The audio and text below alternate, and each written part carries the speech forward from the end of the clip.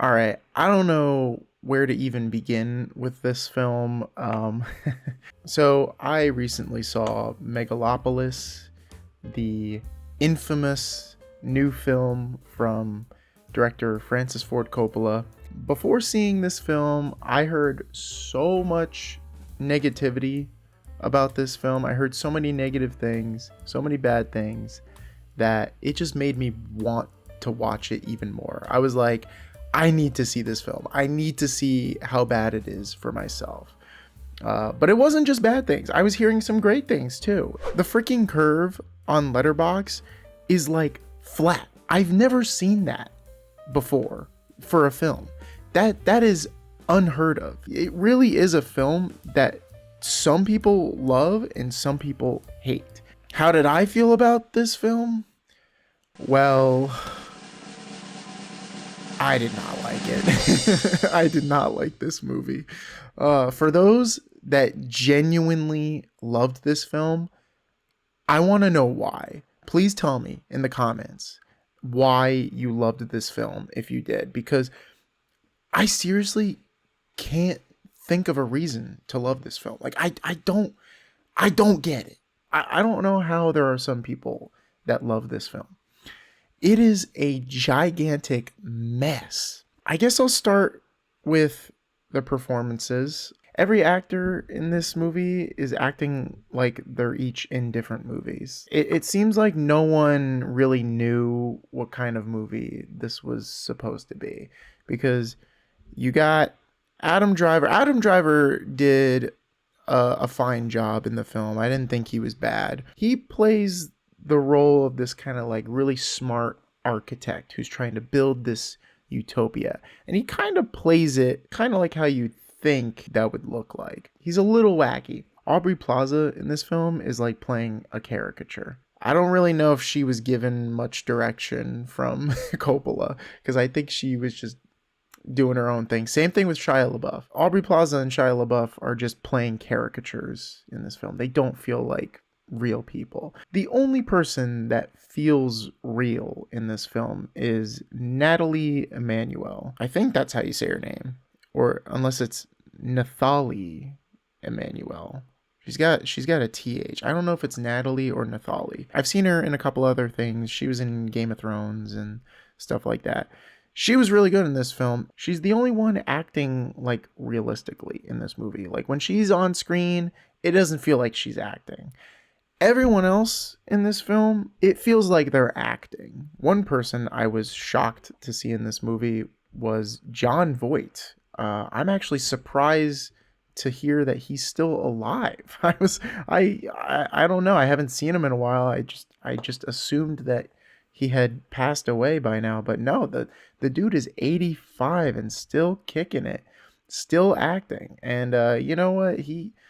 He's another one of those actors that he feels like he's playing a caricature in this film, but he actually has my favorite moment in this film, which has to do with a bow and arrow. If you've seen the film, you know what scene I'm talking about.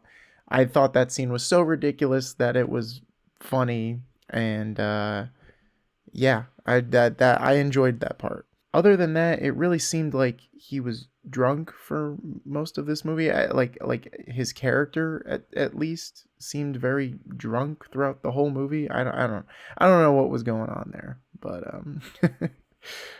he was entertaining to watch. Giancarlo Esposito, he's all right in this movie. Honestly, the actors are fine in this movie, even though some of the performances are ridiculous. That can work for a movie like this.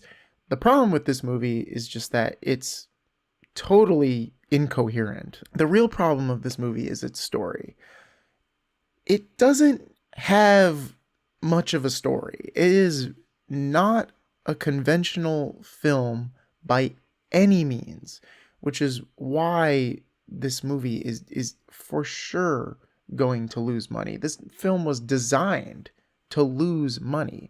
It's no wonder Coppola had to fund this entire film himself, because no studio would ever want to touch this script.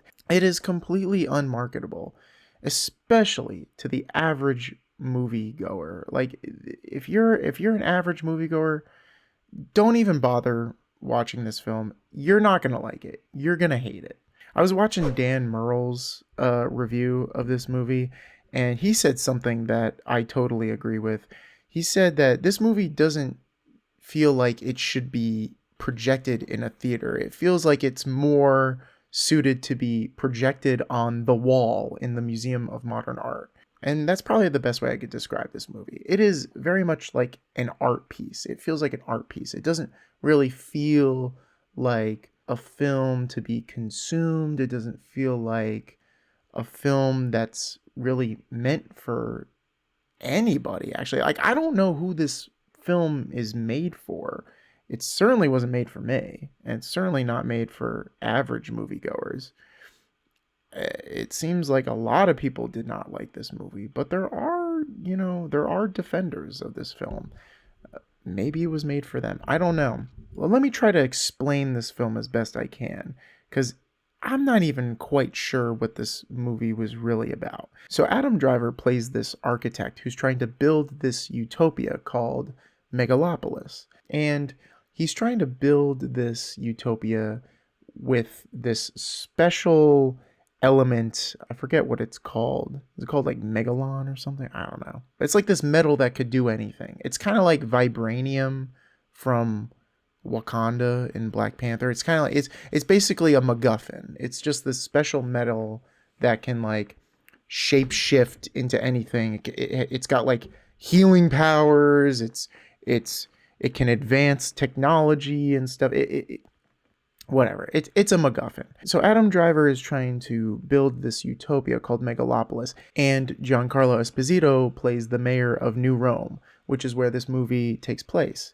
And New Rome is basically New York City. And this mayor represents the traditional values. He represents the side that wants to do things the traditional way, the old ways. He wants to keep the old ways. He doesn't believe in change. And Adam Driver represents the belief that change is inevitable and it's also good. And it might be scary, but it's necessary. And it's necessary for a city to prosper and all that stuff. So when you look at it like that, you have what could be a pretty compelling story there. Unfortunately, this movie kind of takes that idea and runs all over the place with it. Like, it'll just go on complete tangents that don't really have to do with that core idea of traditional versus new. Like, I really don't understand what this film is trying to say. Like, I tried, guys. I really tried. And look, I'm someone who likes movies like this. Like, I've seen Charlie Kaufman's work. I've seen Synecdoche, New York. I've seen Anomalisa, and I'm thinking of Ending Things. Like, these are all films that don't really take place in reality. They take place in like these dreamlike realities where everything's a metaphor for something else, and there's just like this deep message within the film that you have to like analyze it to uncover, and you're probably not going to understand the film on the first watch, so you got to watch it again and stuff. Like, I love those movies. The difference between those movies and Megalopolis is that Megalopolis just feels like a mess. It doesn't really feel coherent, and there isn't really a scene in Megalopolis that I really found to be enjoyable. Nothing feels real in Megalopolis. Let me explain that further. Even though in a movie like Synecdoche, New York, that film clearly is not trying to be realistic. It's clearly depicting some fantasy reality where everything is a metaphor.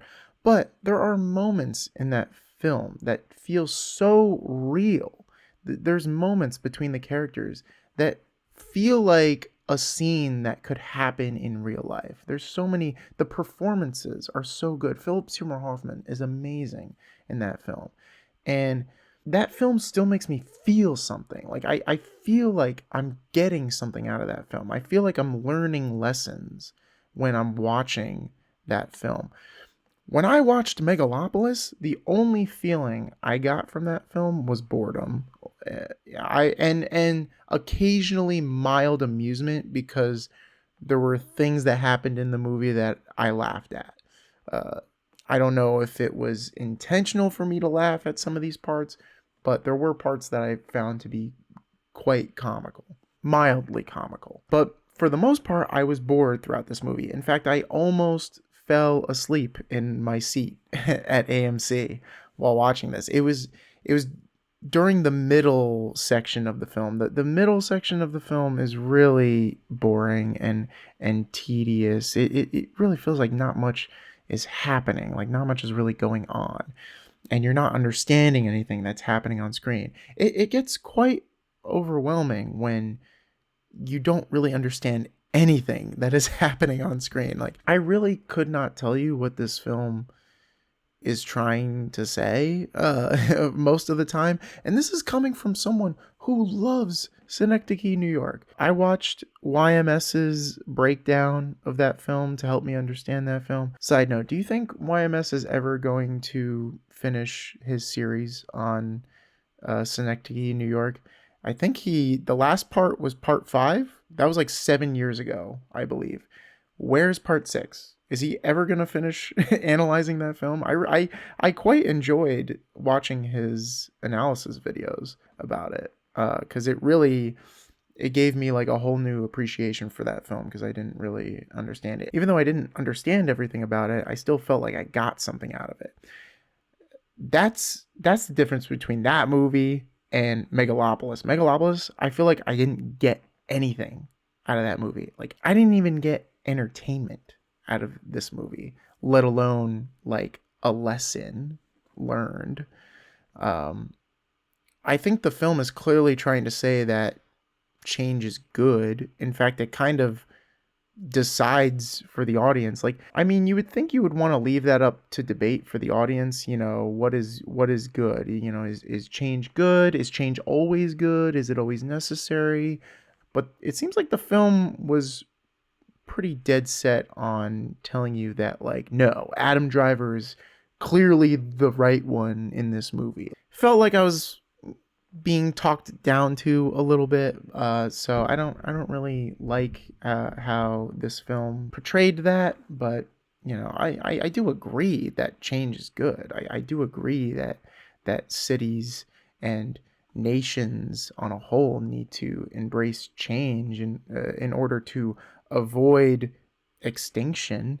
I mean, just look at it here. I mean, clearly Coppola is trying to make a connection between the fall of Rome and the fall of America. Clearly, it seems like America is in a state of decline and that we might be in the middle of the fall of the U.S. empire. Full disclosure, I certainly believe that we are. I think we are in the middle of the decline of the American empire. Can it be stopped? Can it be reversed? I don't know. Doesn't really seem like it's up to me, but but it certainly seems that way because I don't think the Romans knew that they were in the middle of the fall of Rome as it was happening. It just kind of did. I think we're in that same state right now. I think the fall of America is happening right now, but most people are not aware of it. It's a slow, gradual progression that's going to exponentially increase before we know it. And then at that point, it's going to be too late to stop it. So, clearly, this is a theme that's like interesting to me. Like, I have thought about this. So you would think that this movie would be perfect for me. But the way that Coppola tells this story, I felt was so messy and just not, I felt like I didn't really get anything out of it. I feel like I didn't really enjoy my time at all while watching it. Yeah, it was just so weird. you know? And like, I like weird movies sometimes, but this was too weird. This was just like, it lost me. It lost me. I was with it for about like the first 30 minutes. I was like, okay, I kind of see what I kind of see what we're doing here. I kind of see what he's going for. But I think once it got to the wedding celebration where the singer is pretending to be a virgin and then it gets outed that she had sex, and then Adam Driver is having his manic episode. That's at that point, that's when the film lost me. And from then on to the rest of the film, I was just like, I don't really know what I'm watching here. I don't really know what's going on. I'm so fucking confused. I see this film as an example of what happens when a director has massive unchecked ego. It really seems like he just put everything he could think of on screen. Without a doubt, this is clearly Francis Ford Coppola's vision. Like, he definitely didn't have any studio interfering with his vision, with his film. Props to him for completely funding this film himself. Like, you know, he sold half his winery for to make this movie. And was it worth it? I certainly don't think so. I don't know. I hope he thinks it's worth it. It seems like he does. It seems like he does feel content with this film, which, you know, if that's the case, then all power to him. It's not for me. Clearly, the film resonated with some people. If you do want to watch more films like this, I highly recommend Charlie Kaufman's work. I haven't seen all of his films. I haven't seen Adaptation, but Synecdoche, New York, Anomalisa, which is a really good stop motion film, and then I'm thinking of Ending Things, which was on Netflix. That was a Netflix film. Um, all three of those films are great. I really liked I'm Thinking of Ending Things. The hidden story, the hidden meaning behind that movie is really interesting. But yeah, see, I like movies like this. Like, every now and then I love a good unconventional film that, you know, challenges my brain and makes me think, you know, and I'm constantly thinking. I'm like, "Oh, what does this mean? What does this mean? What does this choice mean?" You know, I do like a good film like that every now and then. And I thought Megalopolis was going to be one of those films, but it really wasn't for me. And it seems like it wasn't for a lot of people. Also, by the way, I heard about the like live section of this movie. There's supposed to be like a live theater section. They didn't do that at my theater. I think it was only really done for the film festivals and the press screenings. I did watch a video of it on YouTube, and it is so unnecessary. I don't know why he felt the need to put that in the film. All it is that someone goes up to the screen with a microphone and asks Adam Driver a question, and that's it. I don't know why he felt the need to do that. It's like he's just trying to be different, you know? I don't know what the significance of that was. But yeah, so that's pretty much all I have to say about Megalopolis. It trust me, if you're like an average moviegoer, don't waste your money on this movie. You're not going to enjoy it. I'm telling you right now, you're going to hate it. I tried to convince my friend to go with me, and I even told him, I was like, not going to lie, you're going to hate it, but I kind of want to watch this with somebody.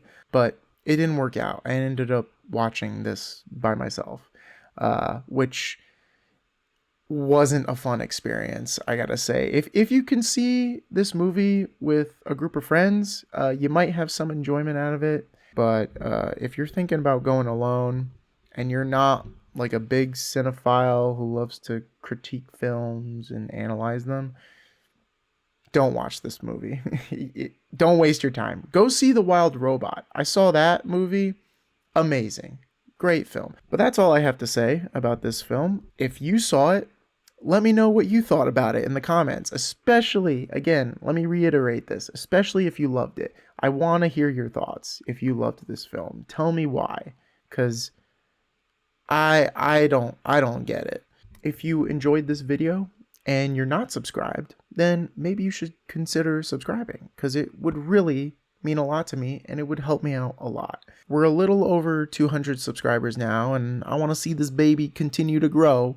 So please consider subscribing. It is free after all. And if you liked this video, then give it a like, because that would also greatly help me out. But yeah, and if you liked this and you want to see some of my other content, that's going to appear on screen right now as well. So go check one of those out if you haven't already. But yeah, that's all for me now. I will see you guys next time.